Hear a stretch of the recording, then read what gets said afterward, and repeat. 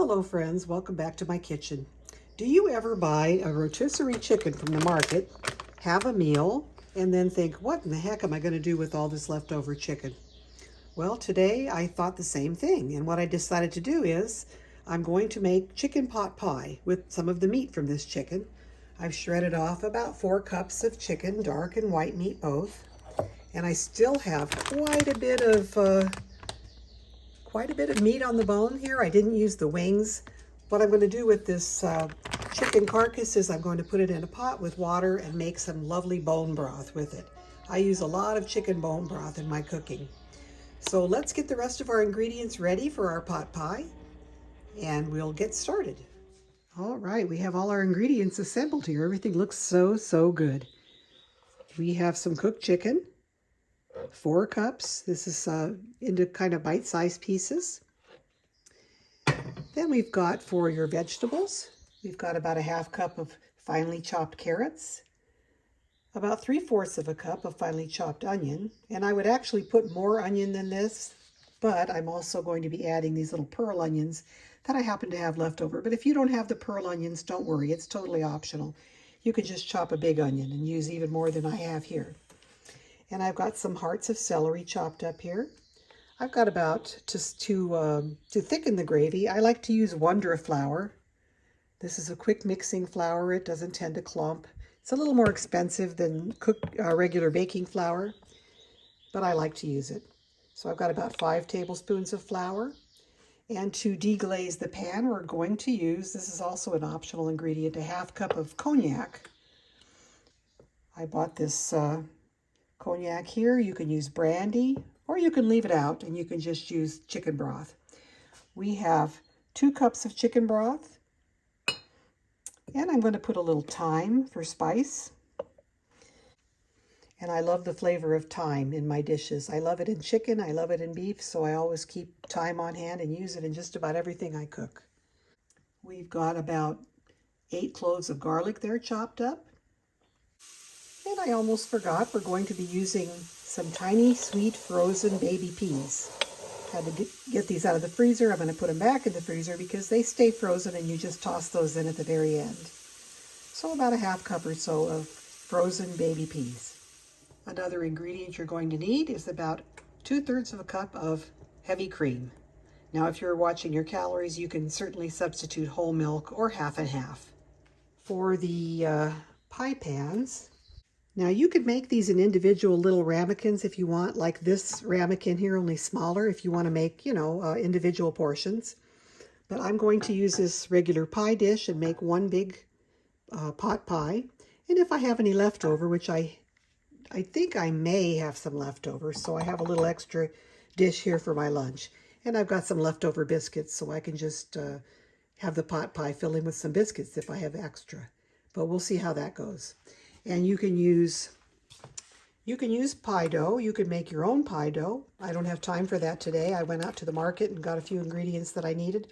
And I decided to use this phyllo dough. Light and flaky. I really like light and flaky pie crust, but regular pie crust works well too. Pepperidge Farm also has a puff pastry that you can use if you like the fluffy, flaky pastry. You could even use biscuits if you wanted to. You could use the refrigerated biscuits and just pop them on top of your pot pie and bake them in the oven like that. But today I'm going to be using this phyllo dough. Okay, we've got about 4 tablespoons of butter here over a medium-high heat. And we're going to add our veggies. First we'll add the onion and the carrots.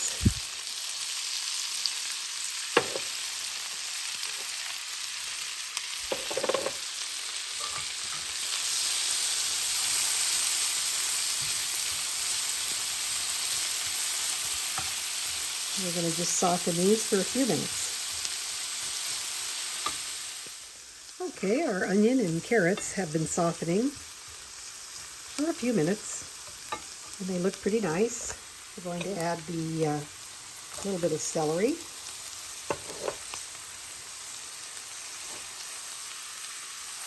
And we're going to add at this point our mushrooms. And that looks like a lot of mushrooms. It's it's an 8-ounce package of mushrooms, but mushrooms, as you know, cook down pretty nicely. And I may have to cut some of these into smaller pieces. I think I'm going to do that real quickly. Okay, I just had to cut some of those bigger ones into smaller pieces. They just look, I know they're going to cook down, but I don't want them too huge. This is really smelling delicious.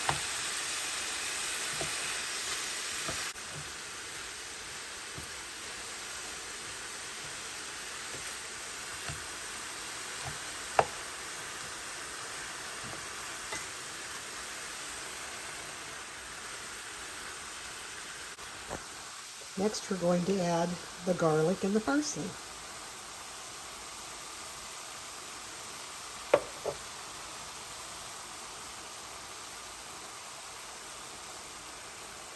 I'm not going to quite add all this parsley just yet. I'm not sure exactly how much I'm going to want to have in here.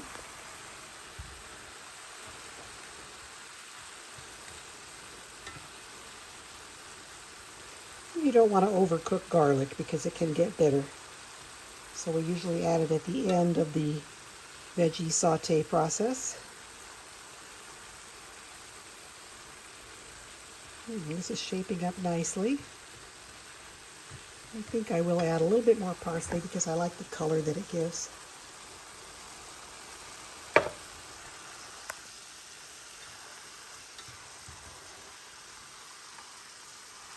Color and flavor.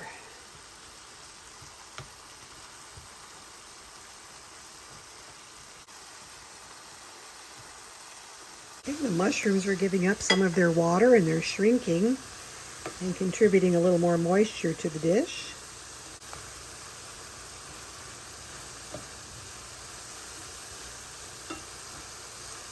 So what we're going to add next is our flour, and spread it out here. This is going to thicken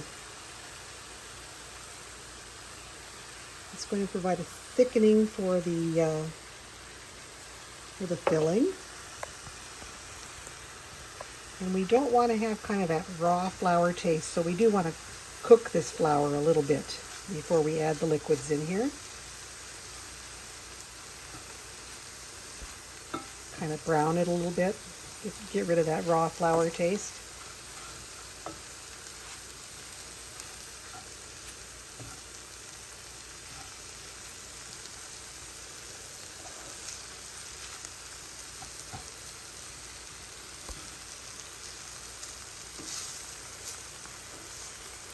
So we have the interaction of the butter and the juice that the vegetables gave up when we were sauteing them. Now we're getting our flour browned slightly. You don't want to do this on too high of a heat. I have this on a medium-high heat. Mine is on about a 7 or 8 out of 10 on my burner.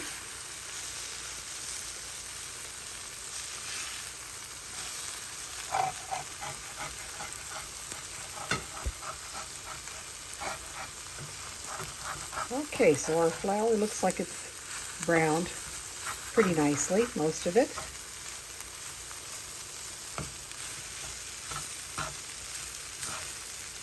Now at this point, we do need to deglaze the pan a little bit.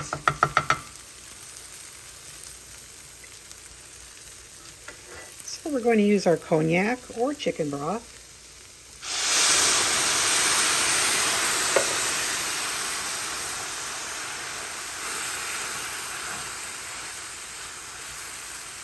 I was using cognac, but you don't have to. You can just go with your 2 cups of chicken broth. I have my homemade broth, and it really looks nice and rich compared to some of the other recipes that I've seen on YouTube where people are pouring in this real watery, anemic looking chicken broth. I love using my homemade chicken broth for cooking. It just really makes all the difference in the world. And if you've got the time to make your own homemade broth, well, it really doesn't take much time, but it's the canning process that really is involved and painstakingly slow. But here we've got our pot pie filling starting to come together nicely.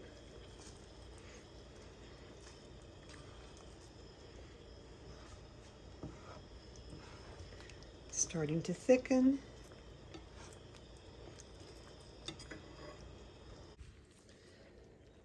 So we've added our vegetables. We've added our thickening agent, our broth, cognac if you're using it. Next I'm going to add my frozen vegetables. I'm using some frozen onions. That's totally optional. I just happen to have them on hand. I think they're kind of nice in a pot pie. And of course peas are traditional in this dish. So we're adding in our little baby peas. We're going to season with some thyme.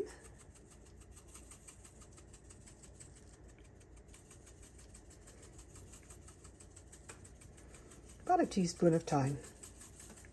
And I'm using dried, so if you're using fresh, you probably want to use about a tablespoon. And last but not least, we're going to add the cream or milk or half and half.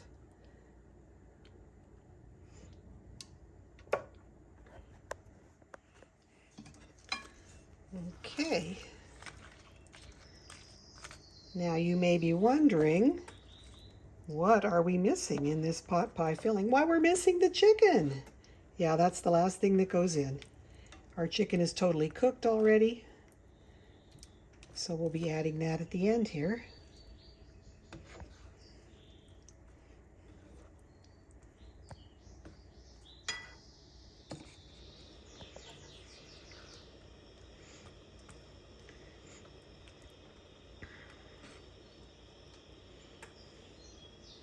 And look at what a beautiful consistency this is taking on. Just lovely.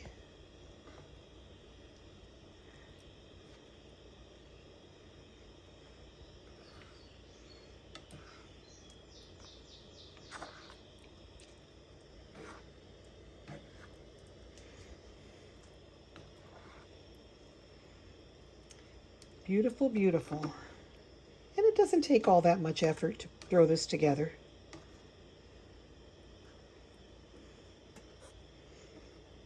I think the longest part is going to be after we put it in the oven and waiting for it to cook and the pastry to be done.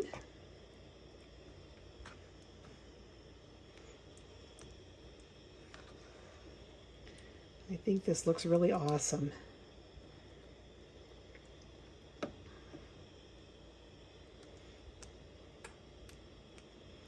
Okay, we're about ready to add our chicken. Now with 4 cups of chicken added to this, you can see that you are going to have a pot pie that is full of chicken. Not like those frozen concoctions at the market where you take the time to put it in the oven and cook it from frozen and get it out to eat. Then you're wondering, where in the heck is the chicken? This is loaded with chicken. So don't let your chicken carcass in your refrigerator just sit there and go to waste and end up throwing it out. Make something wonderful out of it, like this delicious pot pie. Your family will be so happy. And you get the pre-made pie pastry or puff pastry. It's simple. It's not hard at all.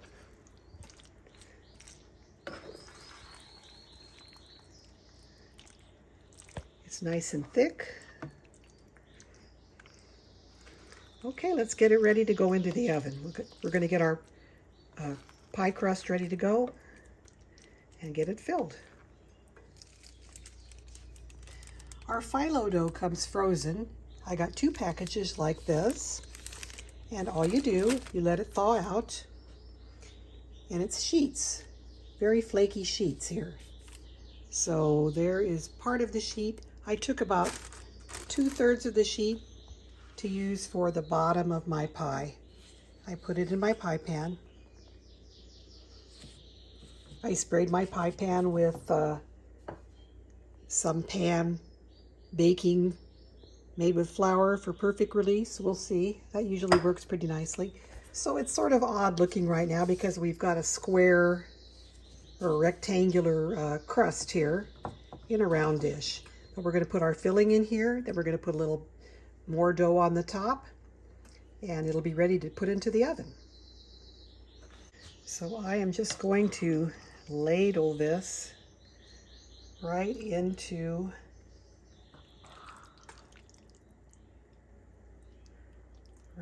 the pie. And we've got a lot of filling here.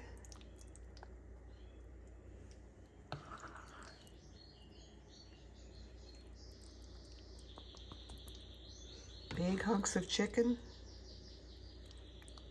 It looks really good.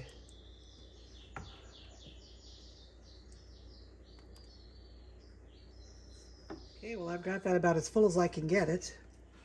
And I still have another nice serving. So what I'm going to do, I've never made this with phyllo dough before, but let's just turn this dough right in to become part of the top.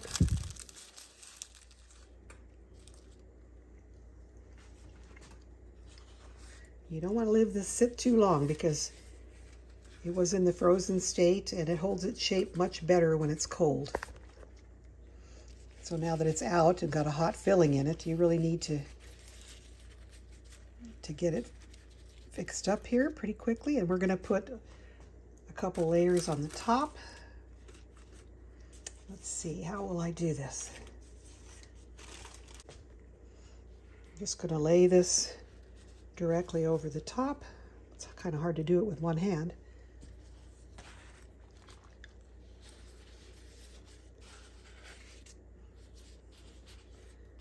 There we go. There's one nice pot pie. And you can get fancy with this. You could make it latticey looking if you'd like to. I think I'm going to just leave it just like this.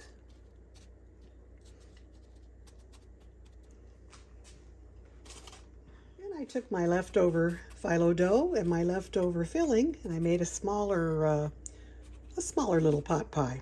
So this I could freeze and cook it another day, or we can just cook it today and enjoy it with the other one. So the next step is to preheat our oven to 425, and we're going to let these bake for about 30 minutes. And I'm just going to take a little melted butter and brush the top of this, because I can see the nature of the phyllo dough is it's getting a little dry already. We don't want it too dry. You could probably also do an egg wash.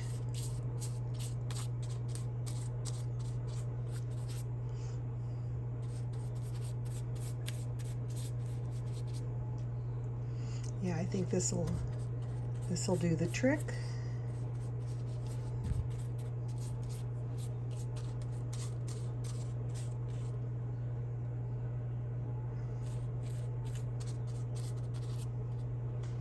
Okay, friends, we have been cooking our pot pies in this 425 oven for 30 minutes.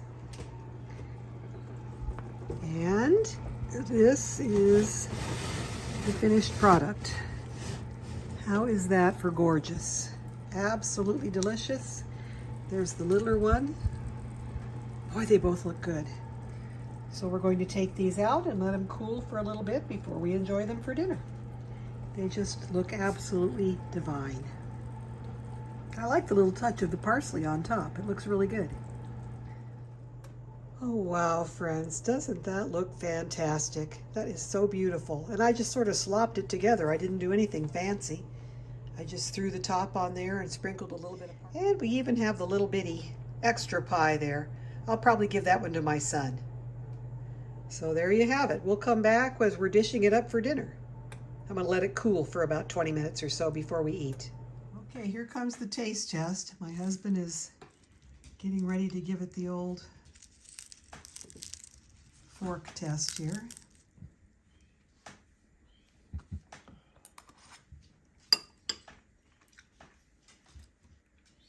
What do you think?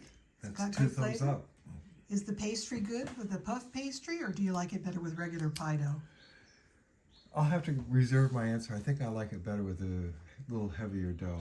Okay, well that's fair. But it sort of didn't have it had a good taste. I just like the texture of the dough a little bit. And the filling tastes okay? The filling tastes great. Okay, good.